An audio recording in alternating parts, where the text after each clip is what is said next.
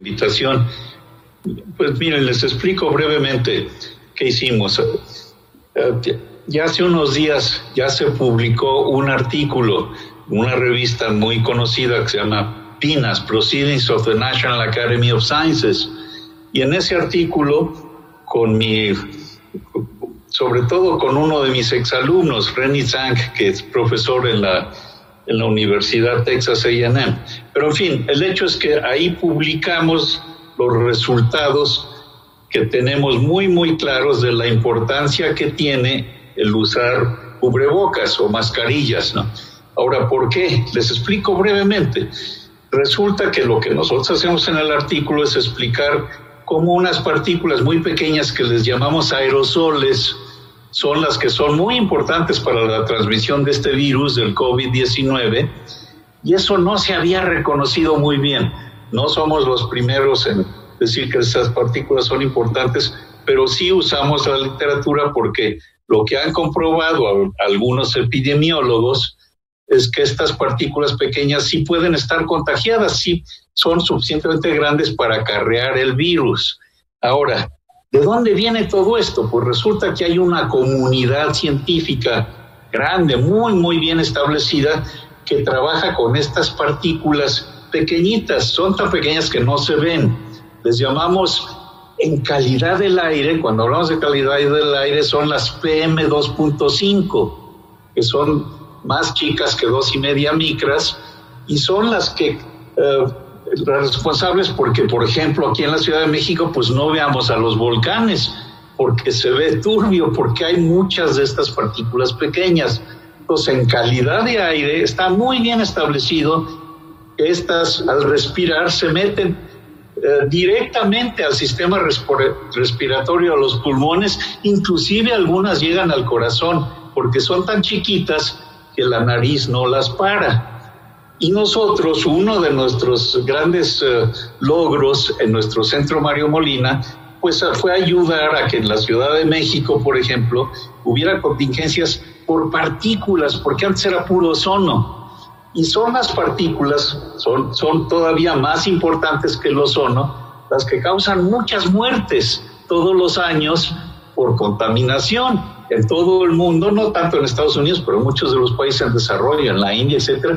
Y aquí en México ya se mejoró muchísimo, gracias pues en parte a que nosotros nos aseguramos que también hubiera contingencia por partículas. Bueno, el hecho es que hay, por ejemplo, epidemiólogos el de la escuela de Harvard, que es la más famosa del mundo, que han estudiado con claridad cómo estas partículas causan problemas. Pero lo que es muy reciente con el COVID fue que sí se pudo comprobar, varios artículos hay, que esas partículas pequeñas llevan al coronavirus. Y lo interesante es que antes no le habíamos hecho tanto caso. Cuando la gente fuma, emite, pues se ve el humo, se ve cómo emite humo y dónde llega. Bueno, estas partículas pequeñas normalmente no se ven, pero salen al hablar. No tiene uno ni que toser ni que estornudar. Entonces, ¿qué pasa?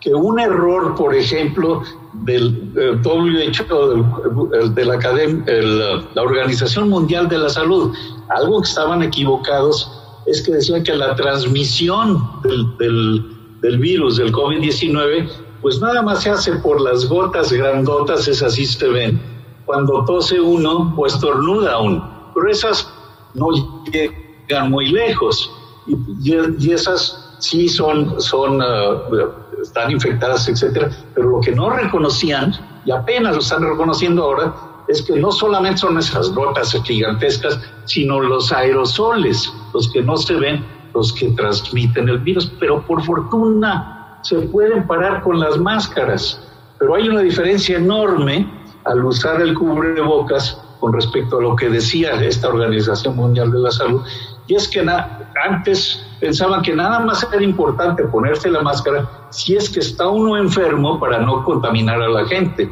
No, eso es un grave error. Nosotros lo que demostramos es que son muy importantes el uso de las máscaras, no nada más si estoy enfermo para no pasarle las gotas a otras personas, sino simplemente al hablar para que no contamine yo a los que están, ni siquiera tienen que estar muy cerca. Es como el humo del cigarro, pues si estaban en un restaurante, pues a veces les llega.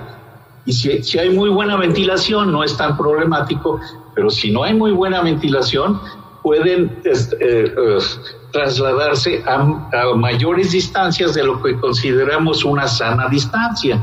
Entonces, por eso, pues son muy contagiosas, pero por fortuna, los cubrebocas que son muy sencillos, esto lo pueden parar. Entonces, en nuestro artículo, lo que hacemos es vemos qué ha pasado en el resto del mundo, y está clarísimo que en Asia, en China, por ejemplo, pidieron el uso de cubrebocas desde el principio.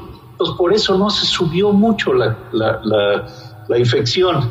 Pero en Estados Unidos no habían solicitado el uso de cubrebocas como una cosa obligatoria. Entonces, lo que vemos muy, muy claramente en Nueva York, en la ciudad de Nueva York, por ejemplo, es cómo sube el número de contagios, y cuando anuncian, pues después de semanas, cuando anuncian que hay que usar el cubrebocas como una cosa obligatoria, pues se tarda, después de unos cuantos días ya cambia totalmente la curva, porque antes hay una regresión lineal extraordinaria con una correlación estadística increíblemente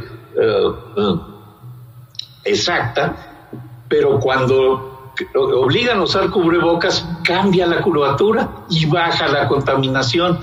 Y eso ha pasado en otros sitios también. Tenemos otro artículo que ese ya está pues todavía siendo revisado, pero en todo Estados Unidos está clarísimo, no nada más es Nueva York, pero está muy claro que en Italia también, el día que en Italia pidieron que el uso de cubrebocas fuera obligatoria, pasaron unos cuantos días y ¡pum!, se cambia la curva. Entonces nosotros tenemos observaciones, no nada más es una idea, no, tenemos observaciones estadísticas comprobables que correlacionan el cambio de la tendencia de la infección y de las muertes. Se asocian muy, muy claramente con el día en que es obligatorio usar los cubrebocas. No podemos hacer ese mismo estudio en China, porque ahí el cubrebocas lo estaban usando desde el principio y lo obligaron al principio. No podemos distinguir entonces cuál fue el uso de los cubrebocas.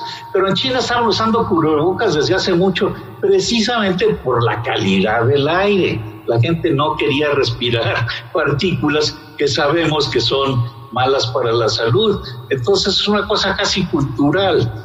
En Asia, pues la gente usa cubrebocas todos los días y está muy bien, no es nada extraño. Pero en Estados Unidos y en México, pues la gente no está acostumbrada, ¿no? Entonces hay que explicarles que es importantísimo el uso de cubrebocas, pero no nada más por si están enfermos para que no contaminen a otras personas, no, para protegerse ellos mismos.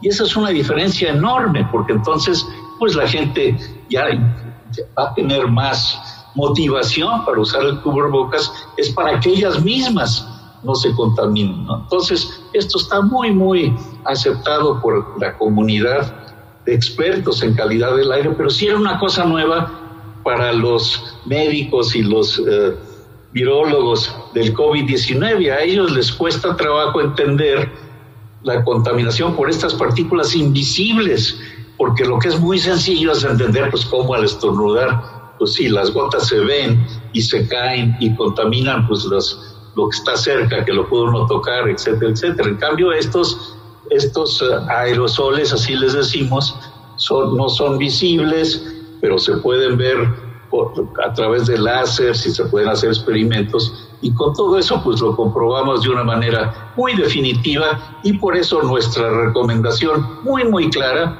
es usar cubrebocas. No son perfectos, hay telas que son mejores que otras, todo eso se está estudiando, pero son relativamente baratos, fáciles de usar, y se acostumbra uno fácilmente a usarlos. Pero sí hay que dejarlos, hay que tenerlos puestos todo el tiempo.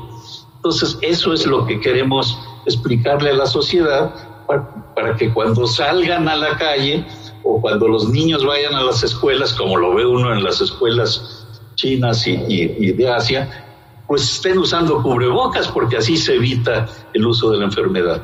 Pero en fin, si quieren ahí le paro y háganme, si tienen alguna pregunta, pues trato de contestarse. ¿Ok? Ahí le paramos.